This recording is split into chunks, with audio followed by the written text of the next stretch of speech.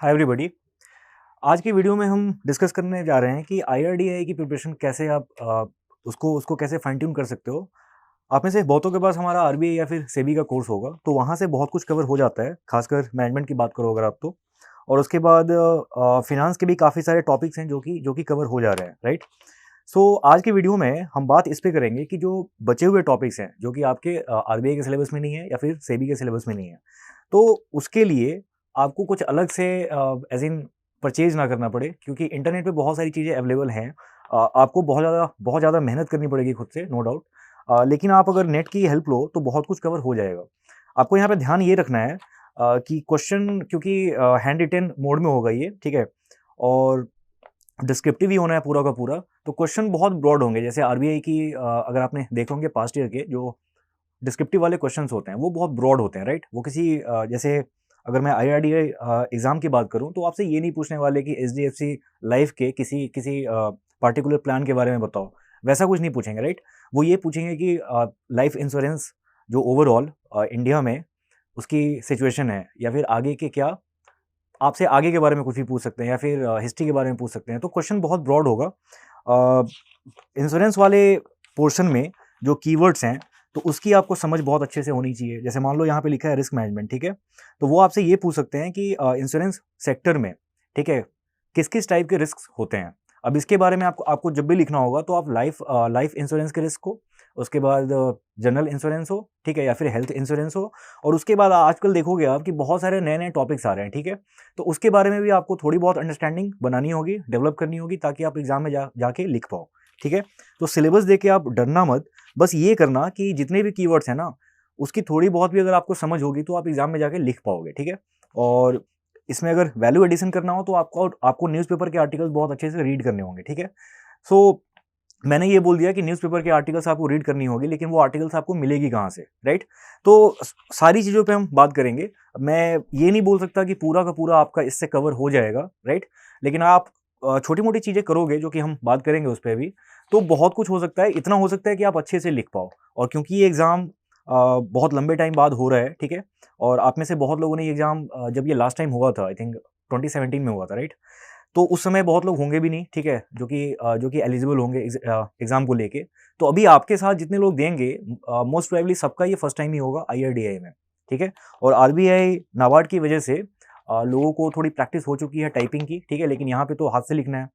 सो बहुत सारी प्रॉब्लम्स आपको होंगी, लेकिन उसमें एडवांटेज भी है आपका, ठीक है, कि आप छोटी मोटी चीज़ें करो तो बाकियों से आपका आंसर बहुत डिफरेंट दिखेगा। तो हम पहले एक एक करके सिलेबस के कीवर्ड्स को देख लेते हैं।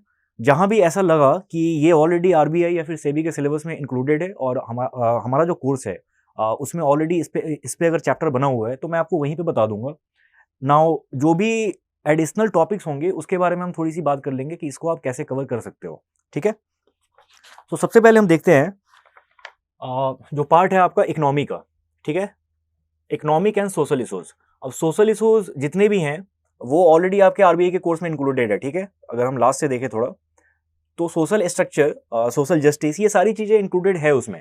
आपको क्या करना है कि बस इसका इंश्योरेंस वाला एंगल वो थोड़ा नेट नेट पे सर्च करना होगा, ठीक है। वो आप पढ़ो कि जैसे जितने भी सोशल प्रॉब्लम्स होते हैं, ठीक है, उसको उसको इंश्योरेंस से आपको लिंक करना है। तो ये आपको खुद भी थोड़ा सोचना पड़ेगा, और आप ऐसे हेल्प ले सकते हो इंटरनेट की। एनीवे हम थोड़ा पहले से करते हैं स्टार्ट। देखो, ये वाला पोर्शन ऑलरेडी कोर्स में है, आरबीआई कोर्स में। और आपने अगर कोई और भी कोर्स ले रखा है तो वहाँ भी आपको इस पे मिल जाएगा बहुत कुछ, ठीक है। अब यहाँ पे application of utility theory to insurance premium setting, अब ये एक ऐसा टॉपिक है जो कि आपको शायद मिलेगा नहीं कहीं, ठीक है। तो इसके बारे में आप थोड़ा सर्च करो, पढ़ो। हमें अगर टाइम मिला तो हम इस पर एक वीडियो बनाएंगे, ठीक है, उसमें आपको समझाएंगे कि ये होता क्या है। तो वहाँ से आपका ये कवर हो जाना चाहिए, ओके। नेक्स्ट है इसमें फिनेंशियल मार्केट्स। तो ये बहुत अच्छे से कवर्ड ऑलरेडी है। इनफैक्ट उसमें हमने जो हमारा फिनेंशियल मार्केट का चैप्टर है उसमें जितने भी रेगुलेटर्स हैं फिनेंशियल सेक्टर के, वो चाहे आरबीआई हो, सेबी हो, या फिर आईआरडीआई हो, या फिर पीएफआरडी हो, इन सब के बारे में, इन सब के फंक्शंस ऑलरेडी अच्छे से वहाँ पे दिए हुए हैं, ठीक है। तो ये आपका वहाँ से कवर हो जाएगा, ओके। फिर है economic capital and risk based capital requirements, ठीक है। ये आपको थोड़ा बहुत सर्च करना पड़ेगा। अभी ये सिर्फ हम देख रहे हैं, मैं आपको बाद में बताऊंगा कि क्या क्या करना है अभी, ठीक है, ओके। इकोनॉमिक रिफॉर्म्स ये ऑलरेडी कवर्ड है। इनफैक्ट रिफॉर्म्स के नाम से हमारा चैप्टर भी है ESI में, RBI में, ठीक है। फंक्शंस ऑफ IRDAI ये मैंने बता दिया आपको ऑलरेडी कि ये फिनेंशियल मार्केट वाले चैप्टर में होगा। आप एक बार रेगुलेटरी बॉडीज़ के जो सेक्शन है आप उसको देखना, वहाँ पे आपको चारों के मिल जाएंगे इनफैक्ट, जितने भी रेगुलेटरी बॉडीज़ हैं। सोशल स्ट्रक्चर, ये स्कीम्स जो भी मेंशन्ड है यहाँ पे, ये ऑलरेडी कवर्ड है, ठीक है। अब ये आता है बिल्कुल कोर इंश्योरेंस का सेगमेंट, जिसमें आपको history of Indian insurance, principle of insurance, ये सब कवर्ड नहीं है कोर्स में, ठीक है, RBI के कोर्स में। तो इसका मैं बताऊंगा आपको कहाँ से करना है, ठीक है। क्या क्या रिस्क यहाँ पे होते हैं, लीगल फाउंडेशंस ऑफ इंश्योरेंस, ठीक है। तो आप देख सकते हो कि बहुत ही यूनिक है ये, बाकी के कोर्सेज में, बाकी के एग्जाम में ये सब टॉपिक्स नहीं होते। हाँ, मैनेजमेंट आपका सेम है, ठीक है, RBI या फिर सेबी का मैनेजमेंट हो वो आपका सेम है। थोड़ा बहुत हो सकता है कि रोल ऑफ IT को आपको रीड करना पड़ेगा अलग से, बाकी चीज़ें सेम है। इनफैक्ट ये भी इसी का पार्ट है, कम्युनिकेशन वगैरह का, ठीक है। तो हम कुछ चीज़ें देखते हैं कि खुद के एंड से हम क्या कर सकते हैं जो कि हमें बाकी जगह नहीं मिलेगा या फिर मिलेगा भी, क्योंकि ये एग्ज़ाम जब अनाउंस हुआ था, नोटिफिकेशन इसकी आई थी, तो किसी को पता नहीं था, राइट। तो इतने कम टाइम में अगर मान लो कुछ लोग कोर्स बनाते हैं, सो इसकी पॉसिबिलिटी बहुत कम है कि कवरेज बहुत अच्छे से होगी, ठीक है। तो कुछ चीज़ें आपको खुद से करनी पड़ेगी। तो मैं आपको कुछ चीज़ें बता रहा हूँ, वो आप करना और देखना कि बहुत अच्छे से आपका एक एक करके कवर हो जाएगा। सबसे पहले किसी भी ऑर्गेनाइजेशन के अगर आप साइट पे जाओ तो एक तो पहले होम का बटन होता है, उसके बाद आपको मिलेगा वहाँ पे अबाउट अस। उसको आपको बहुत अच्छे से रीड करना है। क्यों, ये मैं बता रहा हूँ अभी। पहले एक बार लिख लेते हैं। तो जो पहला वर्क है आपका वो ये कि अबाउट अस, ये सेक्शन को आप देखो। किसके सबसे पहले IRDAI, ठीक है, IRDAI, इनके साइट पे जाना और उसके अबाउट अस सेक्शन को अच्छे से रीड करना। इससे क्या क्या इन्फ्लुएंसेस हमें मिल सकते हैं वो मैं भी अभी बता रहा हूँ। पहले एक बार लिख देता हूँ कि किस किस ऑर्गेनाइजेशन के साइट को आपको जाके अच्छे से देखना है। तो IRDAI हो गया, उसके बाद LIC हो गया, फिर GIC है, ठीक है। इनके वेबसाइट को, अच्छा, वहां पे जब आप रीड करोगे अबाउट अस का, ठीक है, तो होता क्या है ना कि हिस्टोरिक पर्सपेक्टिव से बहुत सारी चीजें वहां पे दे रखी होंगी कि IRDAI की फॉर्मेशन कैसे हुई है और जब इसको एस्टेब्लिश किया गया था उसके पहले इंश्योरेंस सेक्टर में क्या क्या चीजें चल रही थी। तो आपको वहां से बहुत कुछ मिल जाएगा, ठीक है। तो मान लो कि कोई ऐसा क्वेश्चन आता है डिस्क्रिप्टिव कि IRDAI का रोल क्या था इंश्योरेंस सेक्टर को, ठीक है, कंसोलिडेट करने में। अब इसको लिखने के लिए आपको ये पहले जानना पड़ेगा कि जब इस ऑर्गेनाइजेशन को बनाया गया है, ठीक है, उसके पहले, इसके फॉर्मेशन से पहले इंश्योरेंस सेक्टर की क्या सिचुएशन थी इंडिया में। क्योंकि जब तक आपको प्रॉब्लम्स का बहुत अच्छे से नहीं पता होगा तब तक आप सॉल्यूशन के बारे में ज़्यादा बता नहीं सकते, ठीक है। सो वहाँ से आपका ये सब कवर हो जाएगा। इनफैक्ट IRDAI जो एक्ट है आपको उसको भी थोड़ा सा रीड करना रहेगा। तो IRDAI के साइट से आपको आइडिया मिल जाएगा जो भी हिस्टोरिक ऐसे पर्सपेक्टिव है। LIC के साइट पे भी अगर आप जाओगे तो LIC और GIC दोनों इनफैक्ट बहुत पुरानी कंपनीज हैं। तो वहाँ पे भी आपको इंश्योरेंस सेक्टर के बारे में बहुत आइडिया मिल जाएगा कि पहले क्या चीज़ें चल रही थी और IRDAI के आने के बाद क्या क्या बदला है। तो अबाउट अस बहुत इंपॉर्टेंट है, ठीक है, ये आपको रीड करना है। इसके अलावा भी अगर आपको लगता है ऐसा कि कोई और ऑर्गेनाइजेशन है जिसके अबाउट अस सेक्शन में आपको काम की चीज़ें मिल रही हैं जो सिलेबस से रिलेटेड है, तो वो आप खुद से भी देखना। लेकिन ये 3 तो आपको देखना ही देखना है हर हाल में। ओके, जो इसका सेकेंड पार्ट है वो है फैक्ट्स, ठीक है, फ्रिक्वेंटली आस्क्ड क्वेश्चंस। ये भी आपको तीनों में मिल जाएंगे।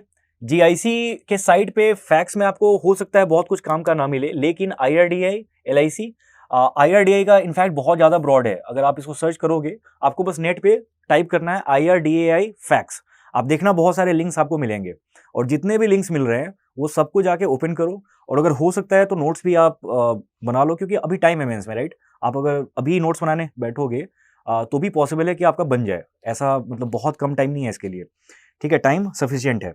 अब फैक्ट्स के थ्रू हम क्या क्या करेंगे। तो फैक्ट्स में क्या होता है कि IRDAI किन किन चीज़ों को रेगुलेट करती है ये तो आपको पता है कि इंश्योरेंस सेक्टर से रिलेटेड जो भी है, जैसे लाइफ इंश्योरेंस हो गया, हेल्थ इंश्योरेंस है, जनरल इंश्योरेंस है, तो इसके बारे में आपको इन्फॉर्मेशन मिलेगी। और वहाँ पे बहुत सारे कीवर्ड्स भी होते हैं, जैसे अगर हम कैपिटल मार्केट की बात करें, ठीक है, तो ग्रीन शू ऑप्शन है, ऐसे ऐसे बहुत सारे आपको कॉन्सेप्चुअल टर्म्स मिलेंगे जो कि सेबी की वेबसाइट पे या फिर कहीं और भी आपको मिल जाएगी। लाइकवाइज इंश्योरेंस सेक्टर की बात करें तो जो भी कॉन्सेप्चुअल टर्म्स हैं, ठीक है, वो सारे आपको एक एक करके वहाँ पे मिल जाएंगे। ये मैंने ऑलरेडी मैंने चेक कर रखा है, इसलिए मैं आपको बता सकता हूँ कि वहाँ पे सब कुछ है। आपको रीड करना है, समझना है कि ये चीज़ें क्या होती हैं। अच्छा, इसका इसका इम्पैक्ट क्या पड़ेगा कि अगर मान लो डिस्क्रिप्टिव एग्जाम में कोई क्वेश्चन आता है और आप बहुत ही लाइक लेमैन लैंग्वेज में, बहुत ही कॉमन टर्म्स में अगर आप लिख रहे हो चीज़ों को, तो आपको आपको ऐसा लग सकता है कि मैंने आंसर बहुत अच्छे से लिखा है, लेकिन जब तक आप उसमें टेक्निकल वर्ड्स यूज़ नहीं करोगे, वैसे वर्ड्स जो कि पार्टिकुलरली इंश्योरेंस सेक्टर में ही यूज़ किए जाते हैं, अगर आप फैक्ट सेक्शन को बहुत अच्छे से देख रहे हो, तो ऐसे-ऐसे टर्म्स की आपको नॉलेज हो जाएगी और वो आप आंसर में मेंशन कर सकते हो, जिससे कि आपका आंसर थोड़ा टेक्निकल लगेगा, ठीक है? और ये लगेगा कि आप वेल इन्फॉर्म्ड हो। तो ये फ़ायदा हो जाएगा वहाँ से फैक्ट सेक्शन को कवर करने से। उसके अलावा बहुत सारे रूल्स वगैरह होते हैं, तो उस रूल्स के ऊपर भी फैक्ट्स में क्वेश्चन होते हैं, ठीक है? तो आप जैसे-जैसे इसको रीड करोगे, तो उस रूल्स की भी आपको बहुत अच्छे से क्लैरिटी मिलती जाएगी। नेक्स्ट है इसमें वो भी आपको IRDAI के साइट पे ही मिलेगा। अच्छा, फैक्ट्स आपको देखने हैं IRDAI से, LIC देख लेना, GIC में बहुत ज़्यादा कुछ नहीं है, लेकिन फिर भी आप इसको देखना, हो सकता है कि आपके काम की वहाँ पे कोई चीज़ मिल जाए। इसमें थर्ड है, वो है IRDAI एनुअल रिपोर्ट। अब एनुअल रिपोर्ट क्यों इंपॉर्टेंट है? एनुअल रिपोर्ट, ओके, तो जब एनुअल रिपोर्ट आती है तो उसमें पूरे साल भर जितने भी इंश्योरेंस मार्केट के जितने भी सेगमेंट्स है, जैसे 3 मैंने बताया आपको, 3 क्या, इनफैक्ट आप 4 ले लो। सबसे पहला है life insurance, general insurance, health insurance, और एक होता है री इंश्योरेंस, ठीक है? ये सब का आपको पूरा ओवरव्यू मिलेगा कि पूरे साल भर क्या काम हुआ है और पूरे मार्केट की, इनफैक्ट इंडिविजुअल मार्केट की भी कितनी ग्रोथ रही है, क्या-क्या इश्यूज आए हैं, वो सब आपको, इनफैक्ट ये गोल्ड माइन है इन्फॉर्मेशन का, ये आपको देखना ही है। जो लास्ट रिपोर्ट आई है वो आपको अच्छे से देखना है। लास्ट रिपोर्ट आई होगी 2021 और 22 की, मतलब जो लास्ट फिस्कल ईयर था, लास्ट टू लास्ट। अभी जो साल बीता है, ठीक है, उसका रिपोर्ट हो सकता है आने में टाइम लगे। अगर मेंस के पहले वो रिपोर्ट आ गई तो आपको, अगर हो सकता है कि आपने उसके पहले ये पूरा रीड कर लिया हो 21-22 का, लेकिन अगर न्यू रिपोर्ट आ जाती है 22-23 की, सो आपको वो रीड करना है, फिर टाइम बहुत कम होगा। वैसे मुझे लग नहीं रहा कि एग्जाम के पहले ये आ पाएगा, लेकिन आया तो ये आपको रीड करना है, ठीक है? अभी फिलहाल के लिए हम मान लेते हैं कि न्यू रिपोर्ट नहीं आएगी, इसी रिपोर्ट पे हमें देखना पड़ेगा सब कुछ। सो आपको क्या करना है, हर सेगमेंट के ऊपर जितने भी कंपोनेंट्स हैं इंश्योरेंस सेक्टर के, 4 मैंने आपको बता दिए, इसके ऊपर आपके सेपरेट नोट्स होने चाहिए कि पूरे साल भर क्या-क्या काम चला है, ठीक है?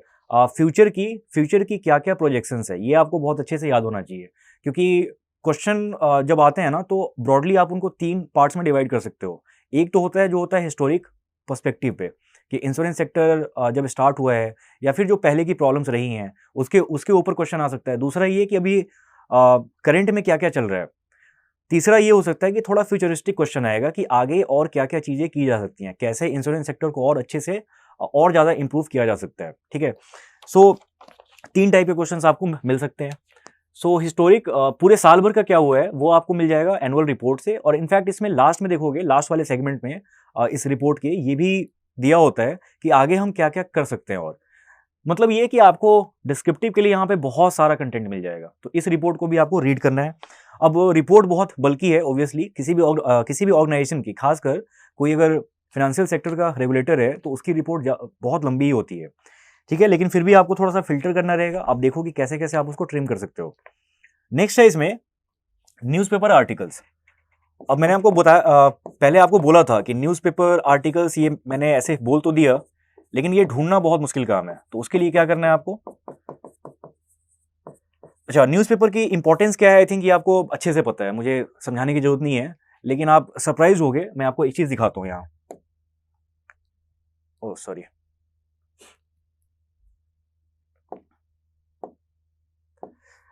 ओके, मैं पहले आपको दिखा देता हूँ, उसके बाद हम,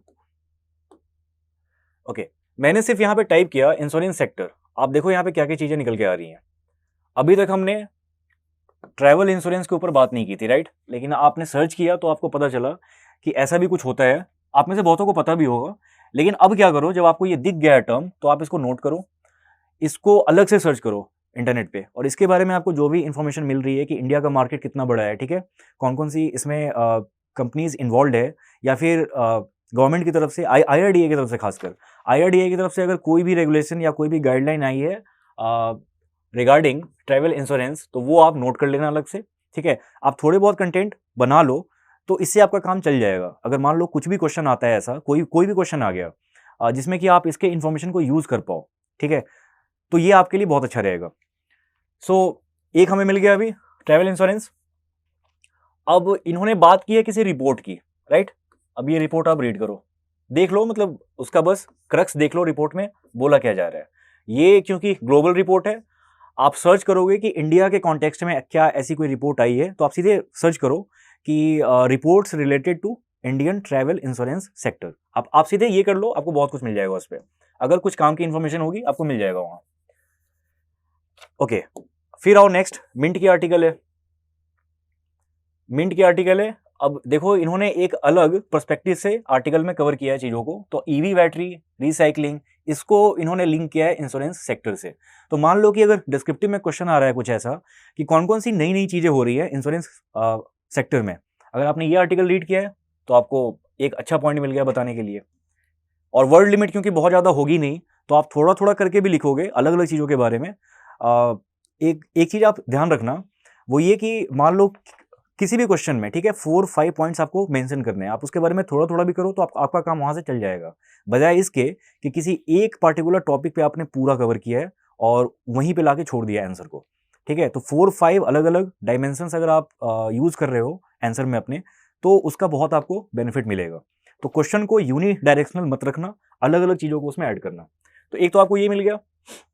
ओके, अब हम देख रहे हैं यहाँ पे एक नेक्स्ट आर्टिकल है, PSU general insurance firms see a dark tunnel ahead.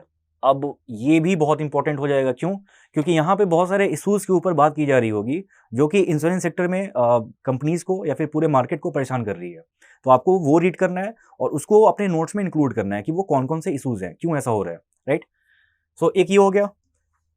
फिर आप आ जाओ global RPA in insurance market report, ठीक है, जो भी है अपना, सॉरी, जो भी है, यहां से आप देखो कि क्या क्या है इसमें, क्या इंडिया को लेके कोई बात हो रही है, वो आपको नोट करना है, ठीक है।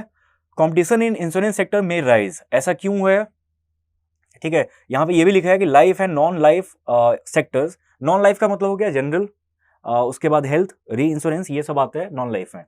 तो इन्होंने बोला कि these sectors have registered a growth of around 16% in premiums in February. अब 16% की ग्रोथ है, तो मतलब कि पहले कुछ ऐसी फेवरेबल कंडीशन रही होगी जिसकी वजह से ये सारी कंपनीज ने बहुत अच्छा परफॉर्म किया है। तो वहां से आप नोट्स में अपने इंक्लूड करो कि वो क्या क्या चीजें थी, ठीक है। क्या कोई ऐसा रूल आया था जिसके बेसिस पे इंश्योरेंस कंपनीज को बहुत फायदा हुआ हो, जो भी ऐसा रूल आया वो आप लिखोगे अपने नोट्स में। ओके, अब नेक्स्ट आर्टिकल देखो आप, how blockchain can transform the insurance industry. अब ये एक अलग डायमेंशन को कवर कर रहा है। अब तक हमने ब्लॉकचेन के ऊपर कुछ नहीं देखा है कि IT के हेल्प से या जो नई नई टेक्नोलॉजीज डेवलप हो रही हैं उसके हेल्प से कैसे इंश्योरेंस सेक्टर को फायदा हो रहा है, ये भी आपको अलग से बताना है। और अगर कुछ ऐसा फ्यूचरिस्टिक क्वेश्चन आता है तो वहां पे आप टेक्नोलॉजी को भी इंक्लूड कर सकते हो अपने आंसर के डायमेंशंस में। तो अगर आपने ये आर्टिकल कवर कर लिया तो आपको बहुत कुछ मिल जाएगा कंटेंट, ठीक है। फिर है कि life insurance sector will continue to grow in double digits. ये 2 हफ्ते पहले की आर्टिकल है, तो आर्टिकल सारे आपको रिसेंट ही मिलेंगे। यहाँ पे जो भी काम की इंफॉर्मेशन यहाँ से है वो आपको पिक करनी है और अपने नोट्स में इंक्लूड करना है।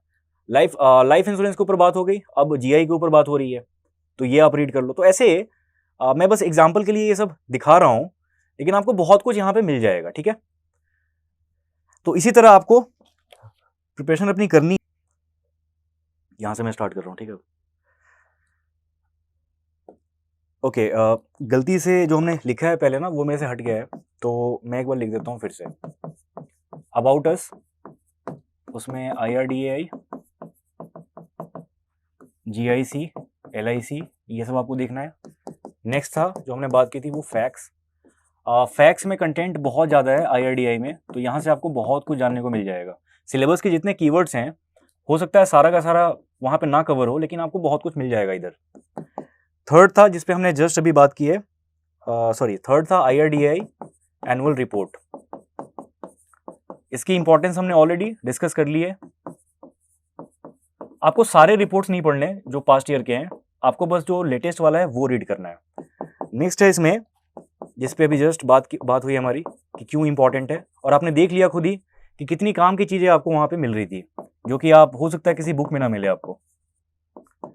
बुक या कोई भी मटेरियल हो जो नेट पे अवेलेबल है कोर्स के फॉर्म में, वहाँ पे ये सारी चीज़ें आपको नहीं मिलेंगी, क्योंकि ये 7 दिन, 6 दिन, 2 हफ्ते पहले की आर्टिकल है, राइट? तो इसलिए आपको न्यूज़पेपर पे आना ही पड़ेगा, इसका और कोई ऑल्टरनेटिव है नहीं। अच्छा, नेक्स्ट है इसमें IRDAI एक्ट है ना, उसमें टाइम टू टाइम अमेंडमेंट्स हुए हैं, वो आप एक बार देख लेना। ऐसा कुछ हुआ है तो ठीक है। इससे आपको इनसाइट क्या मिलेगी? जब भी किसी एक्ट में कोई अमेंडमेंट होती है तो वो किसी ना किसी ऑनगोइंग इशू को एड्रेस करने के लिए होती है। वो इशू के बारे में आपको आइडिया लगेगा कि वो इशू था क्या। अब उसके बारे में थोड़ा अलग से सर्च करके पढ़ो आप कि क्यों IRDAI को चेंजेस करने पड़े। अभी जस्ट कुछ दिनों पहले IRDAI की एक मास्टर सर्कुलर भी आई है, ठीक है। और उस मास्टर सर्कुलर ने पहले पब्लिश हुए 4 गाइडलाइंस बोल लो या सर्कुलर्स बोल लो, उनको रिप्लेस किया है, ठीक है। आपको ये भी जाके देखना है अच्छे से, ये क्योंकि रिसेंट चीजें है और बहुत ज्यादा चांसेस है कि इस पे कोई ना कोई क्वेश्चन पूछ लिया जाए। वो हो सकता है चाहे फेज 1 में GA के फॉर्म में हो, या फिर हो सकता है कि डिस्क्रिप्टिव में जो ये सब चेंजेस हो रहे हैं उसके बारे में भी आपसे क्वेश्चन पूछ लिया जाए कि अभी जो हमारा करंट जो हमारी सिचुएशन है उसमें क्या क्या इशूज आ रहे हैं। क्योंकि अगर कोई ऑर्गेनाइजेशन अपने रूल्स में चेंजेस करती है तो वो किसी ना किसी प्रॉब्लम को एड्रेस करने के लिए करती है। ये 5 पॉइंट्स थे जो मुझे बताने थे कि आपको यहाँ पे फोकस करना है। अगर आपने ये पूरा कवर कर लिया तो आप देखना कि सिलेबस में जो आपको बहुत कॉम्प्लिकेटेड टॉपिक्स लग रहे हैं देख के, उसमें से काफ़ी कुछ आपका क्लियर हो जाएगा, और जो नहीं है क्लियर उसको आप नेट पे सर्च करो, इन्फॉर्मेशन बहुत अच्छे से अवेलेबल है। प्रॉब्लम यहाँ पे है कि आपको वो हो सकता है कि शायद पता ना हो कि कैसे कैसे करना है। आर्टिकल सर्च करके मैंने आपको दिखा दिया, अब वो जितने भी आर्टिकल्स थे वो सारे काम के थे, राइट? आप वहाँ से जाके इन्फॉर्मेशन को अपने नोट्स में डालो, ऐड करो और उसको बार बार रिवाइज करो। आज के वीडियो में इतना ही था। अगर आपको कोई प्रॉब्लम है, समझ नहीं आ रहा है कोई और कुछ भी और है ऐसा डायमेंशन जो कि मेरे से छूट गया हो यहाँ पे, तो आप उसको कमेंट में पूछ सकते हैं मेरे से। Thanks for watching.